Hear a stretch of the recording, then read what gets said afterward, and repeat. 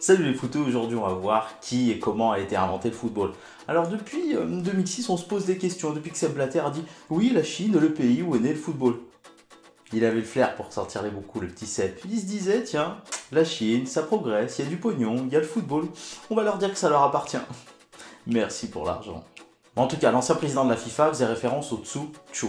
C'est un ancien jeu de balle chinois qui date d'il y a plus de 2000 ans et qui était joué à la base apparemment pour entraîner les militaires. Alors pour moi c'est plus un jeu d'adresse, donc par rapport au football il n'y a pas de contact du tout, les équipes sont séparées, ça me fait penser un peu à du volley en fait, il faut être adroit avec ses pieds, faire passer le ballon à travers d'un trou de l'autre côté du terrain pour marquer, enfin il y a des points ok, il y a deux équipes, ça se joue au pied, mais c'est pas vraiment du football comme on le connaît maintenant. Je vous laisse juger par vous-même, mais pour moi c'est un mix entre du foot et du volley. On marque un point en envoyant la balle dans le trou du filet de Tsushu, et la balle ne doit pas toucher le sol. Ensuite, on pourrait parler du poc-tapoc. Ça a moins fait bander le petit Blatter. Donc c'est un jeu de balle mésoaméricain. La Mésoamérique est une super-aire culturelle de l'Amérique précolombienne, c'est-à-dire un ensemble de zones géographiques occupées par des ethnies qui partageaient de nombreux traits culturels communs avant la colonisation espagnole des Amériques. Cela correspond au territoire où vivaient en particulier, à l'arrivée des Espagnols au XVIe siècle, les Aztèques, les Tarasques et les Mayas, ainsi que les autres peuples indigènes en contact avec eux. Qui date de 4000 ans avant nos jours. Donc ça fait encore plus longtemps que le Tsuchu. Et il était pratiqué par les Mayas et les Aztèques. Alors, c'est un jeu qui se joue avec uniquement les hanches et les genoux. On n'a pas le droit aux pieds et aux mains. Et il faut passer un ballon à travers un petit trou en fait d'un côté du terrain. Enfin, il y a deux côtés du terrain. Chaque équipe doit faire passer à travers son petit trou. Et pour moi, c'est pareil, c'est toujours un jeu d'adresse, il n'y a pas de contact entre les joueurs et ça ressemble plus à un mix entre du foot et du basket. Voilà, je vous laisse juger. Ensuite, on a l'aspartame. Moi perso, je préfère le sucre naturel. Bah si, aspartame, aspartame. Bon ok, on va l'appeler l'aspartum. Donc c'était un vieux jeu gréco-romain. Alors il y avait deux équipes qui s'affrontaient, on avait le droit aux mains et aux pieds. Et le but était d'aller mettre le ballon dans l'embut de l'adversaire, enfin de franchir une ligne en tout cas. Donc il y avait beaucoup de coups permis, c'était assez violent, et c'est un mix pour moi entre le foot et le rugby, donc ça fait partie des ancêtres, mais aussi des ancêtres du rugby. Donc c'est un petit mix, peut-être un petit mix du football australien, je crois que ça s'appelle comme ça, où ça fait un mix entre le foot et le rugby, enfin je crois qu'il y a un sport qui est un peu comme ça. Puis on a eu la soule, autrement appelée la choule, qui est un jeu qui date à peu près du Moyen-Âge et qui était joué dans le nord-nord-ouest de la France. Donc alors ça se pratiquait avec une balle, toujours, alors soit avec les pieds, soit avec une crosse. Alors je sais que ça se joue toujours à notre époque et souvent avec une crosse. Enfin, apparemment c'est selon si c'est en Normandie ou en Picardie, les règles sont un petit peu différentes. Et il faut tout simplement mettre la balle dans un but. Donc il y a deux équipes qui s'affrontent et il faut mettre la balle dans un but. Alors apparemment au départ c'était dans les villages, ça jouait entre les hommes mariés et les hommes qui étaient toujours célibataires. Enfin voilà, il n'y avait pas vraiment de règles et petit à petit ça s'est codifié. Alors c'est un peu violent, mais c'est quand même ça s'est quand même assez réglementé apparemment.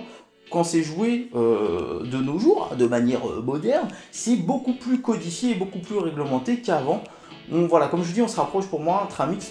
Si c'est joué avec une crosse, plutôt du hockey, j'imagine. Si c'est joué au pied, bah ouais, pourquoi pas, on commence à se rapprocher du foot. Et puis on a le calcio florentin. Alors là, on pourrait dire calcio florentin, calcio c'est bon, on a le foot et tout.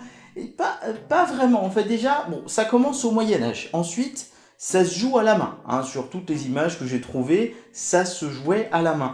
Et c'est ultra violent. Ok, on a deux équipes qui s'affrontent. Ok, il faut marquer dans le but de l'adversaire, deux équipes de 27 quand même, mais c'est ultra violent, c'est genre un combat de gladiateurs. Les mecs ont droit à tout, c'est-à-dire qu'on peut s'étrangler, on peut se faire des plaquages en haut, on peut se foutre par terre, limite j'ai l'impression des fois que c'est du MMA. Et bon, vu que ça se joue à la main, c'est plus du rugby pour moi. Donc pour moi, même si on le trouve dans les ancêtres du foot, ce serait plus un ancêtre du rugby featuring Gladiator. Voilà, c'est un peu comme ça que je le vois. Et puis, voilà pour moi ceux qui ont inventé le football comme on le connaît maintenant.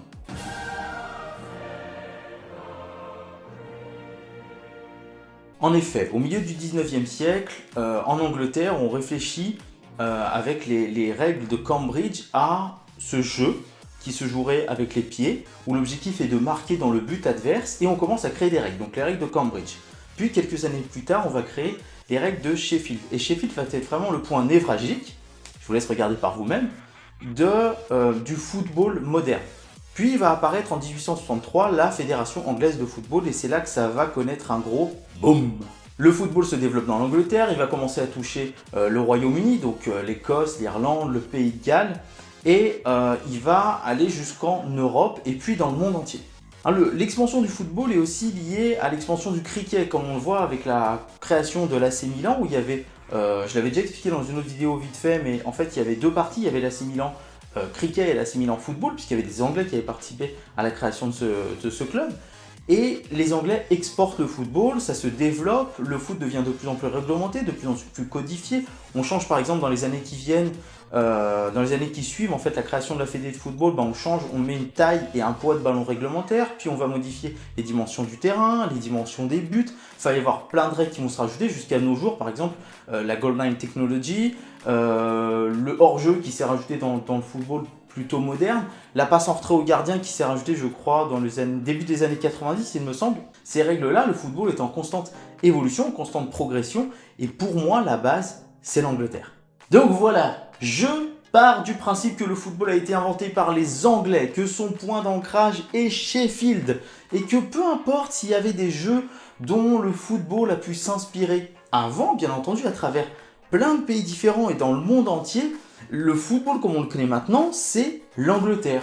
Point. Donc, dites-moi vous dans les commentaires si vous êtes d'accord ou pas avec moi, si vous dites non, c'est plutôt la Chine, c'est plutôt la France, puisque la soule ressemblait au football, enfin, c'est plutôt ci, c'est plutôt ça. Moi, je pense que ce sont des jeux, que le football s'en est peut-être inspiré, les créateurs du football moderne, mais que le football qu'on connaît maintenant, c'est l'Angleterre. Voilà, en tout cas, je vous remercie d'avoir regardé cette vidéo. Si elle vous a plu, n'hésitez pas à mettre le gros pouce bleu qui va bien et de la partager, ça m'aide beaucoup dans l'expansion de la chaîne. Et puis bien entendu, à vous abonner, à ramener plein de gens pour qu'ils s'abonnent, pour qu'on soit de plus en plus nombreux et que mon foot à moi devienne notre foot à nous.